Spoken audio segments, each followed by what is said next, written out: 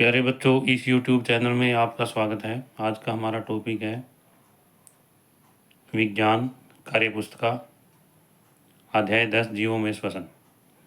इसमें सबसे पहला प्रश्न है, नाक से सांस लेने के पश्चात वायु किन किन अंगों से होकर फेफड़ों तक पहुंचती है। नीचे बने चित्रों में सभी अंगों के नाम लिखो। इसमें सबसे पहले प्यारे बच्चों ये नासा गुहा है, इसके बाद में मुख गुहा है और यहाँ पर ये ग्रसनी है। इसके बाद में है ये श्वास नली है और ये क्या है, फेफड़े हैं। और भी इसके बाद में क्या है, डायफ्राम है।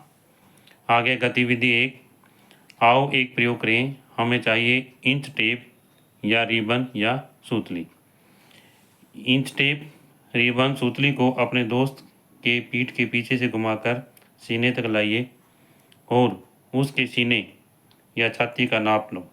सूतली के छोरों को हल्के से पकड़े रहो और अपने दोस्त से लंबी सांस लेने के लिए कहो।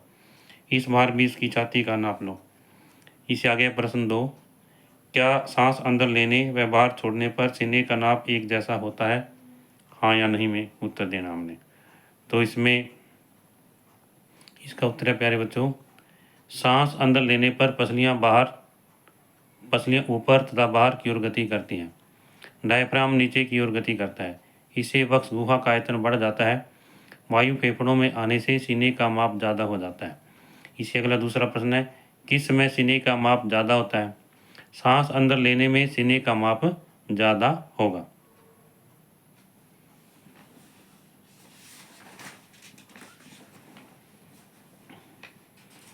तुम्हारी पाठ्य पुस्तक में पृष्ठ संख्या 120 पर एक प्रयोग दिया गया है। इस प्रयोग के आधार पर नीचे कुछ प्रश्न दिए गए हैं। सही उत्तर चुनकर उस पर सही का निशान लगाइए। जब हम बोतल में लगी रबड़ की झिल्ली को बाहर की तरफ खींचेंगे तो इसमें सबसे पहले गुब्बारे सिकुड़ जाएंगे। ये गलत है प्यारे बच्चों। इसमें दूसरा है गुब्बारे फूल जाएंगे, ये सही है।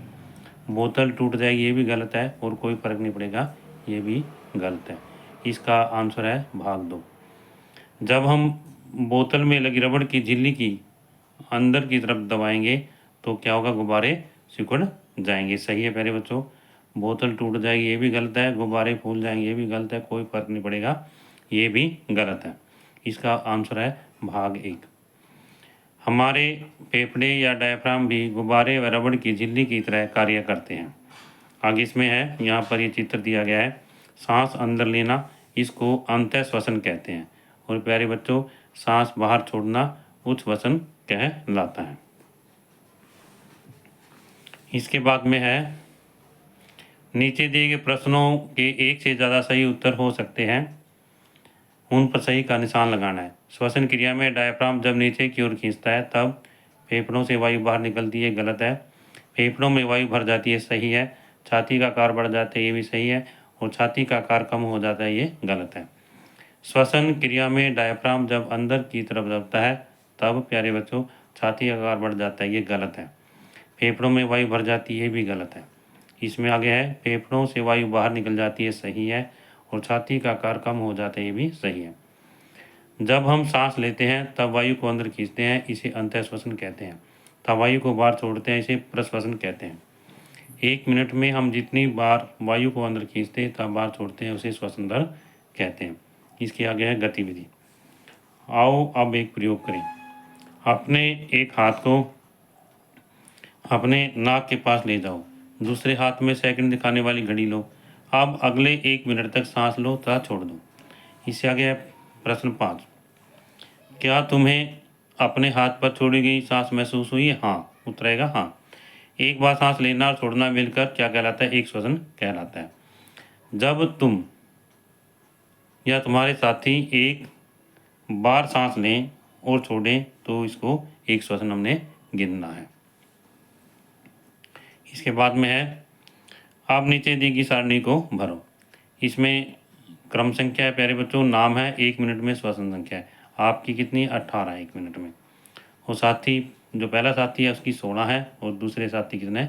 17 है।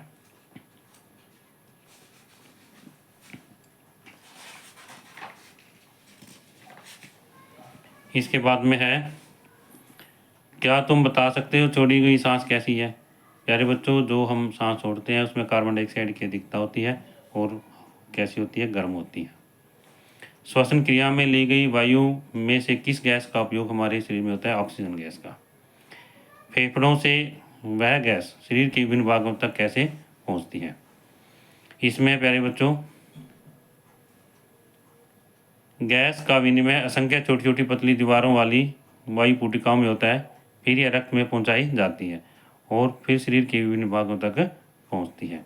इससे आगे इसमें ये चित्र दिखाए गए हैं और इसमें ऊपर बने चित्र को देखकर बताओ कि किस परिस्थिति में श्वसन हो रहा है। प्यारे बच्चों अब इन जो भी इनमें चित्र दिखाए गए हैं इन सभी के अंदर जो है श्वसन हो रहा है, सभी परिस्थितियों में। इसमें अगला है किस किस में श्वसन दर अधिक है और क्यों? इसमें यहाँ पर ये चित्र दिखाए गए हैं, ये व्यक्ति पहले चित्र के अंदर बैठा हुआ है। दूसरा जो है चित्र है इसमें ये पहाड़ पर चढ़ रहा है, ऊंचाई पर चढ़ रहा है। और तीसरे में जो ये लड़की है ये दौड़ लगा रही है। चौथे में व्यक्ति जो सोया हुआ है। तो इसमें दूसरे चित्र 2 और चित्र 3 में, चित्र 2 और चित्र 3 में, चित्र 2 व चित्र ये 3 है, यहाँ पर पहाड़ पर चढ़ने व दौड़ने में ज़्यादा ऊर्जा खर्च होती है। तो इसे क्या होगा? किस का श्वसन दर अधिक होगी? तो इनमें श्वसन दर जो है ज़्यादा होगी, इनमें श्वसन दर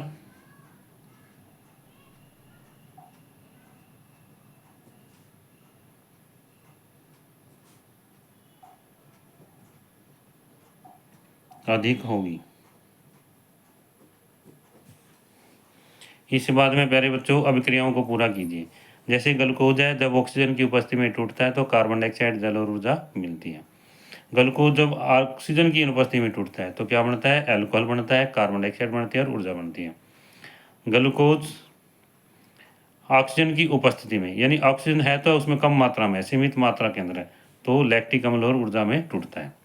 ऊपर लिखी गई अभिक्रियाएं कहाँ कहाँ घटित होती हैं? इसमें पहली अभिक्रिया इसको वायवीय श्वसन कहते हैं, दूसरी क्या है? अवायवीय श्वसन में, और तीसरी क्या है? पेशी कोशिकाओं में अपघटित होती है। इन अभिक्रियाओं में ऑक्सीजन कैसे प्रभावित होती है? इसमें प्यारे बच्चों ऑक्सीजन की उपस्थिति में ग्लूकोज, कार्बन डाइऑक्साइड में, ऑक्सीजन की अनुपस्थिति में अल्कोहल में, तथा पेशियों में ऑक्सीजन की आपूर्ति सीमित होने से लैक्टिक अम्ल में टूटता है। इससे आगे है प्यारे बच्चों सांस लेने में हवा में ऑक्सीजन की अधिकता होती है। सांस लेने में ली गई हवा व छोड़ी गई हवा दोनों एक जैसी होती है या इनमें कोई अंतर होता है? तो हमने ये बताना है कि जब कोई व्यक्ति सांस लेता है तो उसमें जो सांस छोड़ता है या सांस लेता है उसमें क्या अंतर है? यहाँ पर प्यारे बच्चों सांस लेने में हवा में ऑक्सीजन की अधिकता होती है और सांस छोड़ने में हवा में कार्बन डाइऑक्साइड की अधिकता होती है। इससे आगे है कारण बताओ। अधिक व्यायाम कसरत करने पर मांसपेशियों में ऐंठन क्यों होती है? इससे क्या है? इससे अधिक ऊर्जा खर्च होती है, इसके लिए अधिक ऑक्सीजन की आवश्यकता होती है। पेशियों में अवायवीय श्वसन के कारण ग्लूकोज जो है प्यारे बच्चों लैक्टिक अम्ल तक कार्बन डाइऑक्साइड में टूटता है। पेशियों में लैक्टिक अम्ल का संचन ऐंठन पैदा करता है।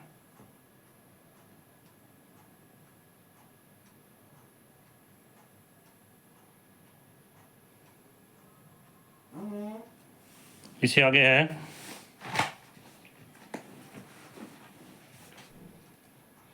इसे दूर करने के क्या उपाय हैं? इसे दूर करने के लिए हमें गर्म पानी से स्नान करना चाहिए, शरीर की मालिश करवानी चाहिए।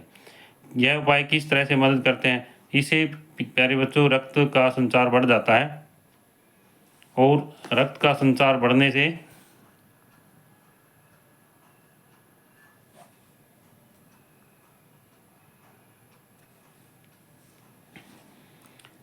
पेशियों में जो ऑक्सीजन की मात्रा बढ़ जाती है और लैक्टिक अम्ल कार्बन डाइऑक्साइड और जल में विखंडित हो जाता है। इससे आगे है चूने के पानी में श्वास द्वारा छोड़ी गई वायु प्रवाहित करने पर क्या होता है? चूने के पानी का रंग कैसा हो जाता है? दूधिया हो जाता है। ऐसा किस कारण होता है? अपने शिक्षक की मदद से लिखें। इसमें प्यारे बच्चों एक रासायनिक समीकरण है कि चूने का पानी में से जब कार्बन डाइऑक्साइड गैस गुजारी जाती है तो कैल्शियम कार्बोनेट बनता है और यह दूधिया रंग का होता है। तो इसमें क्या है यहाँ पर CaOH twice calcium hydroxide plus carbon dioxide बराबर कैल्शियम कार्बोनेट बनता है, यहाँ पर दिखाया गया जैसा कि। इसके बाद में है तुम्हारे अनुसार पौधे भी श्वसन करते हैं या नहीं? प्यारे बच्चों पौधे जो है श्वसन करते हैं। इसके बाद में गतिविधि है, अपने उत्तर की पुष्टि को निम्न प्रयोग द्वारा करके देखो। चित्रानुसार एक सेट आप तैयार करो। इस प्रयोग को 3-4 विद्यार्थियों के समूह में भी कर सकते हैं। तो यहाँ पर क्या है, हमने सिरका और खाने का सोडा लिया है। जब इसके अंदर हम जल डालते हैं तो कार्बन डाइऑक्साइड गैस बनती है। क्या बनती है? कार्बन डाइऑक्साइड गैस बनती है। और कार्बन डाइऑक्साइड गैस को जब चूने के पानी में से गुजारा जाता है तो क्या हो जाता है? चूने का पानी कैसा हो जाता है? दूधिया रंग का हो जाता है। तो आगे प्यारे बच्चों इसमें अब इस सेटअप को 3-4 घंटे के लिए छोड़ दो। 3-4 घंटे बाद बीकर में टीप वाली नली से पानी डालो। थोड़ी देर तक पानी डालने पर परख नली में भरे चूने के पानी के रंग में क्या परिवर्तन आता है? चूने के पानी का रंग जो है दूधिया हो जाता है। इस प्रयोग से क्या निष्कर्ष निकाल सकते हैं? अपने अनुभव के आधार पर लिखो। बीकर में पानी डालने पर कार्बन डाइऑक्साइड गैस जो है बनती है।